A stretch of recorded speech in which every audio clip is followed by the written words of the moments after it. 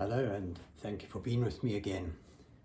Today I wanted to talk about becoming, the type of person that you know or you meet, and you just find that their presence brings peace and reassurance to you. And this comes from people knowing who they are and what they're doing with their lives. And I have two quotations for you today, one from spiritual writing, one from non-spiritual writing, you could say. And I would like to use them to speak about how one becomes this person and how important spirituality is in the life of being such a person. The first quotation is from the writings by Julian of Norwich called Revelations of Divine Love. And as you probably know, Julian of Norwich was a person, a lady who locked herself in at the Cathedral of Norwich in England and spent most of her life as a locked in person. People would come to her window to ask for advice and ask for prayers and so on, but she spent most of her life in contemplation and so on. And I've been known a number of times to say that God does not punish our sin. God does not punish sin or sinners. And I know there are a number of people who would doubt the truth of that claim. And so it's interesting to see that although she lived in the 13 and 1400s, this is what she had to say about this question. By the way, I'm saying she, although her name was Julian, because at the time she was given the name Julian because people thought that no one would take a female mystic seriously, which is a sign of the times.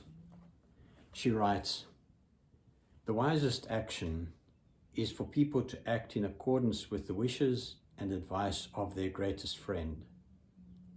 This blessed friend is Jesus, and it is his will and his advice that we hold fast to him and adhere to him closely forevermore, in whatever state we may be. For whether we are unclean or pure, his love for us is the same. Our sin makes us afraid to appear before our courteous Lord. So it is our enemy, the evil one, who wants to set us back with false fear about our sinfulness because of the punitive action with which he threatens us." And so I would say Julian not only agrees with my thing about God not punishing sin or sinners, but goes a step forward, a step further than that. And it's very reassuring to find in these writings of these mystics the same idea coming through, and it shows how God is present throughout time. The second quotation I wanted to read to talks about our vocation in life, what we're called to do in life. And it's taken from a book called The Navigator by Morris West, and which I find quite an interesting novel. It's about people who get stranded on an island, to give a very short form of what it's about.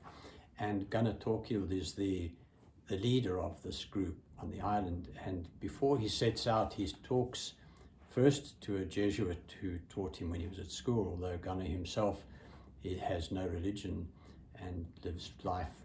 He's pretty much his own man, as people like to say in English. And this priest tries to give him some advice before he sets off on this journey, because he realizes he'll probably have a leadership role. And then we see what comes about. And it also explains quite a lot about why there's a lack of definite direction often in our own leadership today in the world, and why there seems to be so much confusion in the world around us now.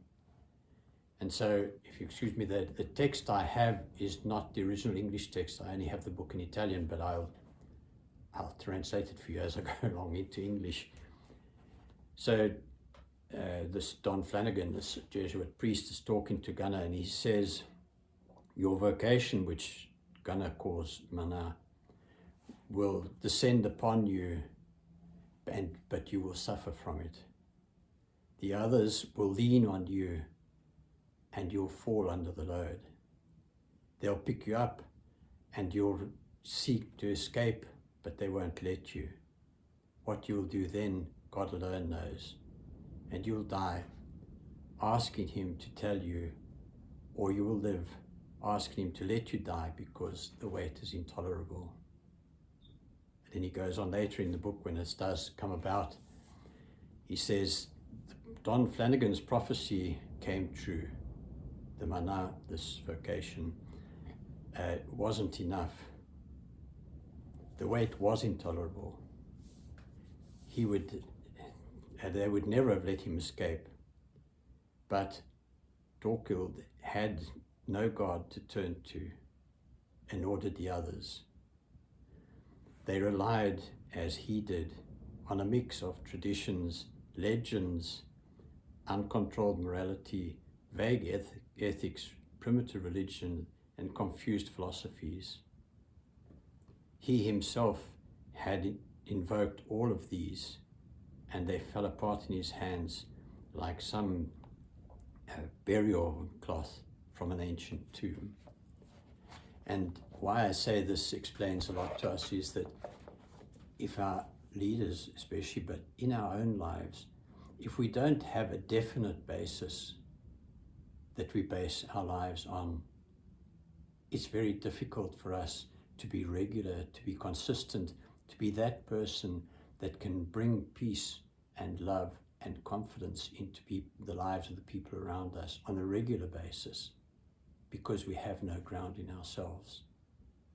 And this is why I would urge you to look at developing ever more. We all have to grow continuously in the soundness of our own base, and to not let our sin put us off from trying to develop it because we're ashamed of what we've done and what we do in our lives, because God loves us anyway, and he wants us to grow in this way. And may God bless you. Thank you.